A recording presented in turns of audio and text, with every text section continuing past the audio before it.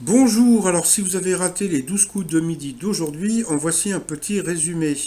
Alors, quoi de neuf aujourd'hui justement dans les 12 coups de midi? Eh bien, Éric Le Breton, toujours maître de midi, toujours aussi sympathique, toujours aussi beau gosse. Au coup d'envoi, sa première question: quel baron a rénové les Jeux Olympiques au 19e siècle? Bien sûr, c'était Pierre de Coubertin. Après, donc, vous aviez le Toulousain, vous aviez le Parisien et vous avez la dame de Waterloo, mon passant, qui s'appelait Maryse.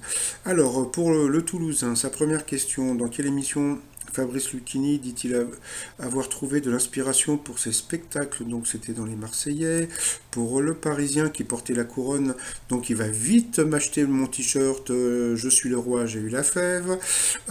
Pour 60% des parents, quel est le critère principal dans le choix du prénom de leur enfant? Donc c'était la sonorité, donc ils vont appeler leurs enfants Cloche pour la sonorité. Ensuite, pour Maryse de Waterloo, mon passant, selon le titre de sa dernière chanson, à quel homme en uniforme Aya Nakamura compare-t-elle son amoureux? Donc c'était un soldat. Pour Eric, quel club français de foot a une nouvelle fois gagné la Ligue des Champions en 2009? En 2019, eh bien c'était l'Olympique Lyonnais, mais c'était féminin, donc c'était pas évident à trouver. Dans les zones touristiques, la police de Dubaï patrouille dans des voitures de luxe. En 1841, où se rendaient les participants du tout premier voyage organisé au monde? Donc c'était un meeting anti-alcoolique. Donc le Parisien est passé au rouge. Qui dit rouge dit duel. Il a pris le Toulousain en duel, qui est une question qui n'était pas évidente. Quel chat doit son nom au fait qu'on dit qu'il est croisé avec je sais plus quelle bestiole, mon passant. Donc c'était le Maine Coon, donc c'était vraiment pas évident. Donc bravo au Toulousain. Ensuite, donc par rapport au coup par coup, d'abord c'est Maris qui est passé à l'orange, ensuite le Toulousain. Après ça a été Eric, et puis après, encore une autre fois le Toulousain qui est passé à l'orange, donc au rouge, qui dit rouge dit duel.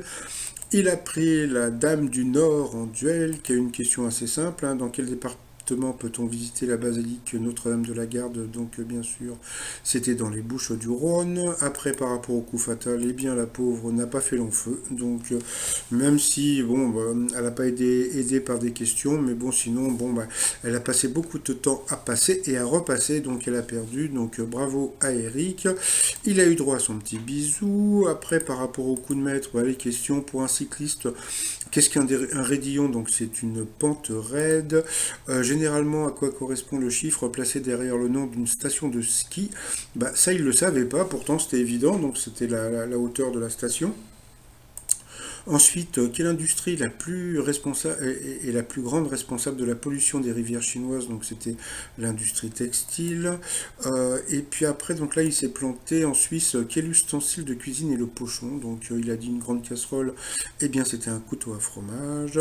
Ensuite, à l'occasion du Nouvel An chinois, que lance-t-on traditionnellement pour faire fuir les mauvais esprits? Donc bravo, bien sûr, c'était les pétards. Donc le Nouvel An chinois, ça va être au mois de février, je crois, et ça va être l'année du rat. Donc voilà. Par rapport à l'étoile mystérieuse, il y a deux ou trois éléments qui sont en train de sortir, mais bon, ça bouge pas trop. Donc c'est toujours Iggy Pop. Donc voilà. Et puis pour finir, donc les t-shirts, mes résolutions 2020 avec, bon voilà, vous pouvez noter vos résolutions. Et puis je sais pas si vous avez vu là par rapport aux koalas qui meurent de soif en Australie. Donc le nouveau t-shirt Save Koala. Voilà, tout ça sur le site trommignon.com. Sinon, alors aujourd'hui, le JDD a sorti comment dire, le sondage des personnalités les plus appréciées du moment. Donc, Jean-Luc Reichmann est arrivé 10e, donc bravo à lui. Et si toutefois il devait y avoir comment dire, un genre de, comment on appelle ça, de top candidat, je pense que c'est Paul qui serait le candidat préféré de l'année 2019. Voilà. Allez, je vous souhaite une très très bonne journée et je vous dis à demain. Bye bye.